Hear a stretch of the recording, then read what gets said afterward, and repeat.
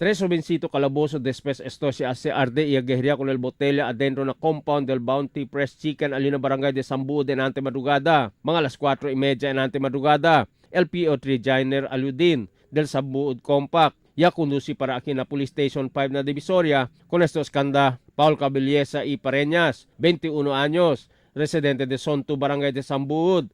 Brian Ace Erado, 19 años, y si Dominic Gulod y Pulon, 20 años, residente de Zone 6, Barangay de Sambuud.